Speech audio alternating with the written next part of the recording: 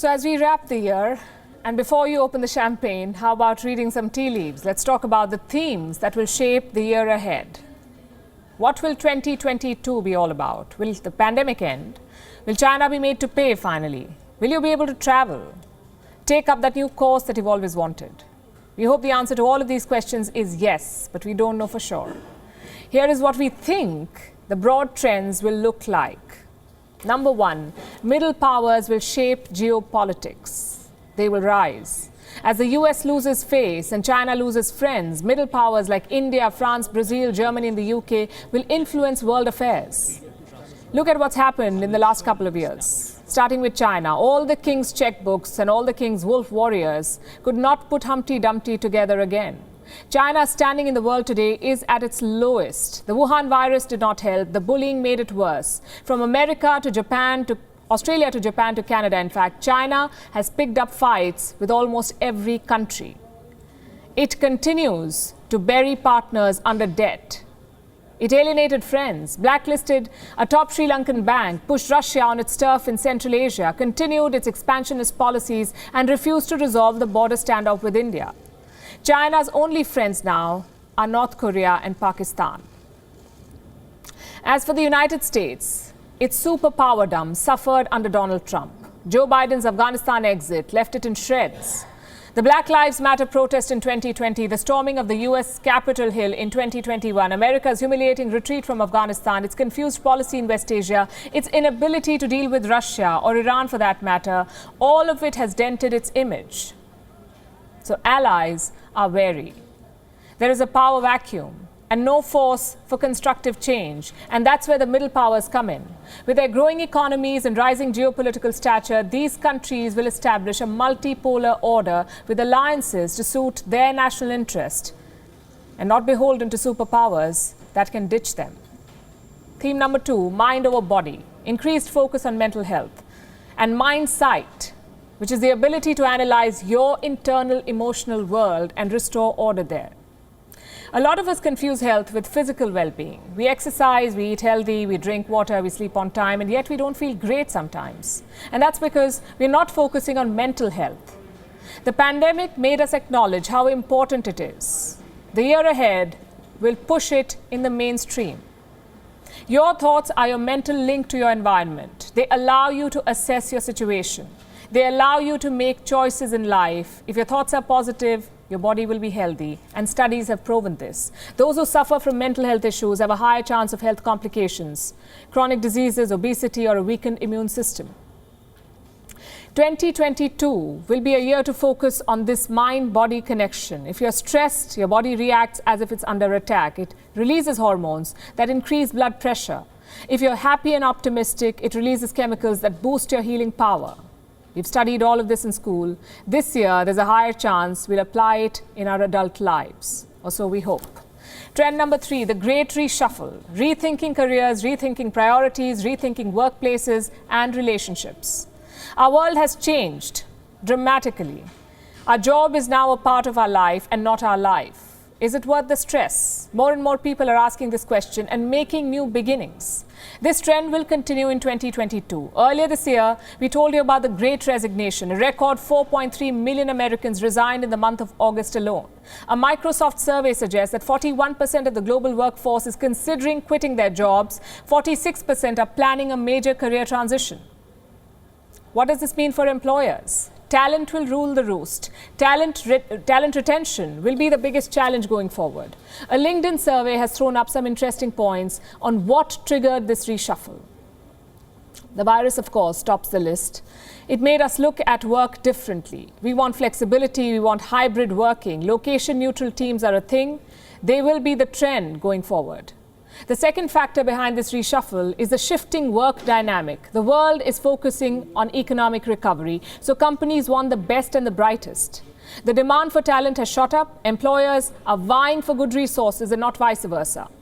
Not all skills come from work experience. Companies are looking for broader talent pools. They're focusing on skills over degrees.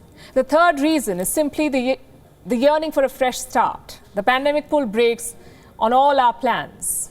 So after 2 years of this forced and painful emergency mode, a lot of people have decided to work on themselves and for themselves. This disruption is here to stay. So if you're an employer, embrace it. Innovate, adapt, and you'll come out on top. The next theme is sports washing. What's that? It's simply using sport as a political tool. In 2021, a lot of governments used prestigious sporting events to boost their reputation or to simply airbrush human rights abuses. And that's a problematic trend. It will continue in the coming year. In February, the Beijing Winter Olympics will begin, the Genocide Games. Despite China's abysmal human rights record and the genocide of Uyghur Muslims in Xinjiang, despite the forced disappearances of athletes like Peng Shuai, China will host these games. Then we have Qatar. This year, Formula One made its debut in Qatar. In 2022, they will hold the FIFA World Cup. Notwithstanding allegations of censorship and oppression of women in this country.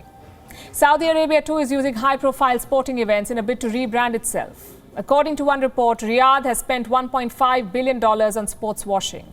It's hosting golf tournaments, acquiring football clubs, and hiring some of the best athletes as brand ambassadors. Yes, the country is making progress on several fronts, but its deep pockets are washing out the challenges that remain. Now here's the thing, a sporting event cannot be a tool for states to hide their oppression. Sport is all about a fair and equal contest. Sports washing undermines that spirit. Unfortunately, it will continue in the year ahead. What about the economy? We are entering another seesaw year. The pandemic has spelled doom for the global economy. Lockdowns have infected growth. Variants are boosting uncertainty. As we enter 2022, this uncertainty shall persist. We are starting the year with an Omicron surge. It will hurt business. It will impact growth and recovery. But the virus and its variants are only one challenge for businesses. Supply chain disruptions are also hurting them.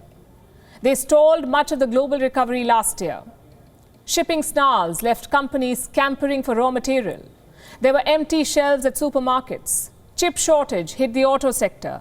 These supply bottlenecks will continue to hamper growth in 2022. Then we have inflation. It's not getting better anytime soon. Supply shortage along with sudden demand has pushed global inflation to multi-year highs. In the United States, core inflation has soared to a 29-year high. And this has spooked investors. They fear that central banks will be forced to prematurely raise interest rates to tame soaring prices. It's a bit of a vicious cycle, you could say. And finally, we have China. It may export a financial pandemic now. China is suffering an economic slowdown, like a lot of other countries, only its impact is bigger. The world's second largest economy is cracking down on almost everything from Alibaba and Tencent to Evergrande and Kaisa. Beijing's crackdown is adding to investor worries. As Xi Jinping ramps up his rhetoric and China's economy slows, the repercussions are going to be global. Theme number 6. Survival of the sustainable. With due apologies to Charles Darwin, the fittest is not enough anymore. Climate change is here, and sustainable solutions are the only way to deal with it. The world has been talking about this for a while now. It will be forced to walk the talk in the coming year. The COP26 summit in Glasgow failed. Surveys say starting 2022, global emissions will be back to pre-pandemic levels. The world is expected to emit 420 billion tons of carbon dioxide. 420 billion. While major economies refuse to keep their end of the bargain, smaller countries are showing the way. Chile, for instance, just rewrote its constitution to take on climate change. The electric vehicle train is accelerating. The global EV market is projected to grow by more than 26% in the coming year. India alone plans to invest $15 billion in the EV market. Oil-dependent economies are working on diversification. They're investing money in renewable sources of energy like Saudi Arabia. It is planning a pivot away from oil. It plans to generate 50% of its energy from renewables by 2030. In fact, the United Nations has proclaimed this year, 2022, as the year of basic sciences for sustainable development. It says 2022 will mobilize world leaders to put more effort into sustainable development. Here's hoping that happens. And finally, the question that we've all been asking for 2 years. When will this end? Will 2022 be the year of the end of the pandemic? After 2 years of devastation, things were finally starting to look better. Then came Omicron and clouded our hopes. Every day brings new figures, new cases and newer worries. We're back to familiar territory, back to keeping a check on updated curbs and guidelines, travel restrictions. But there's still hope. The World Health Organization says this virus may not disappear, but the acute phase of the pandemic might just, meaning the worst may be behind us. We may not be able to eradicate the virus, but we may see it move out of the pandemic phase and turn into an endemic. The global health body has also added that this will only happen if every country ends up vaccinating at least 70% of its total population. So what we need to do as we enter 2022 is to ensure an equitable access of vaccines for all. At the same time, we cannot afford to let our guard down. We still need to take precautions, monitor our symptoms, adopt healthier habits, keep the mask on, and not lose hope. That's the most important. WION is now available in your country. Download the app now and get all the news on the move.